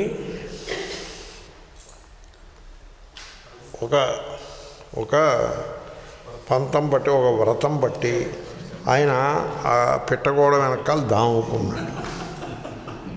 ఈయన మామూలుగా 12ంటికి బయటకు వచ్చి ఇలా అతిథులు ఎవరైనా ఉన్నట్లయితే భోజనానికి ఆహ్వానిస్తున్నాను, అతిథులు ఉన్నారా అని తలుపు వేసుకోబోతుంటే ఉన్నాను అని చేయడ్డు పెట్టాడు ఆయన. ఇంకేం చేస్తారు? ఉన్నట్లయితే రండి అని అన్నారు కదా, వస్తారు. భార్య ఈయన కేసు చూస్తుంది, ఏమిటిది నువ్వు అక్కడ ఒక విస్తరలో వడ్డిస్తుంటే నువ్వు ఈయన్ని తీసుకొచ్చేవేటి అని నేనేం చేయను, అలా అయింది గుసగుసలు. సరే తప్పదు, రెండో విస్తర వేసి వడ్డించేస్తే ఇంక నాకు భోజనం మిగలదు, ఇద్దరికే వండాను నేను అంటే అప్పుడు ఆయన ఇంకో ఉపాయం చెప్తాడు. ఆయనే చెప్తాడో ఆవిడే చెప్తుందో వాటెవర్.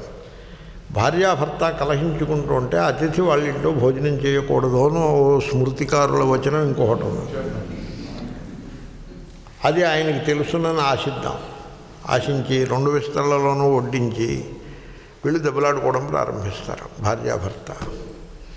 ఆయనకి ఆ స్మృతి గుర్తుకొస్తుంది. భార్యాభర్త దెబ్బలాడుకుంటూ ఉంటే వాళ్ళ ఇంట్లో భోజనం చేయరాదు అనే స్మృతి గుర్తు. దీనికోసం స్మృతి అక్కర్లేదు, కామన్ సెన్సే చాలు.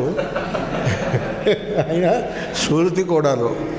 ఆయన సరే అయితే మరి మీరు మాట్లాడుకుంటున్నారు, మీ మాటలయ్యాక చూద్దానండి, నేను వెళ్ళి వస్తాను అని ఆయన వెళ్ళిపోతాడు. వెంటనే తలుపులేసి వీళ్ళు ఆ 2 విస్తరల్లో వడ్డించింది వీళ్ళే భోజనం చేసేస్తారు, అయిపోతుంది. అలా చేయొద్దు అని అభిప్రాయం. యజ్ఞశిష్టాశిన సంత అంటే పెట్టి తినండి, ఎవరికైనా పెట్టి సందర్భం ఉన్నప్పుడు పెట్టేసేసి ఆ మిగిలింది మీరు తినండి, అలా చూసుకోవాలి. ఇప్పుడు దీంట్లో రహస్యం ఉంది. మీరు టిఫిన్ తెచ్చుకున్నారనుకోండి, అక్కడ ఎవరికైనా పెట్టి అవకాశం ఉంటే ఆ టిఫినే కొంచెం ఎక్కువ తెచ్చుకోవాలి. హోటల్ నుంచి తెచ్చుకున్నారనుకోండి, 1 ప్లేట్ ఇడ్లీ బదులు 2 ప్లేట్ ఇడ్లీ తెచ్చుకోవాలి. ఎందుకంటే వాడు ఒకడు ఉంటాడు అక్కడ, వాడికి ఇవ్వచ్చు అని మీకు ముందు అంచనా ఉంటుంది కదా. కాబట్టి అలా పెట్టుకోవాలి మైండ్లో. 2 ప్లేట్లు తెచ్చుకోవాలి. తెచ్చుకుని మన ప్లేట్ మనం తినేసి మిగిలింది ప్యాక్ చేసి ఇవ్వడం కాదు, అలా చేయకూడదు. ముందు మనం అతనికి ఇవ్వాలనుకున్నది ప్యాక్ చేసి అతనికి ఇచ్చేసి ఆ మిగిలింది మనం తినాలి. ఇంతే యజ్ఞశిష్టాశిన సంత అంటే దాన్ని యజ్ఞం అంటారు. యజ్ఞం అంటే అది యజ్ఞం. కాబట్టి ఆ విధంగా పెద్ద మనస్సుతో ఉండడమే మీరు చేయాల్సింది. అంతకంటే ప్రసాదము ఏదో నేను ఎక్కడి నుంచో ఎక్కడికో వెళ్ళాను, మొత్తానికి ఆ శ్లోకం పూర్తయింది. ఓకే, ఇంకేముందండి, 2 క్లాసుల్లో మిగిలిన శ్లోకాలు అయిపోతాయి, కథ పూర్ణ. ఆ భాష్యం అయిపోయిందంటే మనం ఫినిష్ చేసినట్టే. ఓం పూర్ణమద పూర్ణమిదం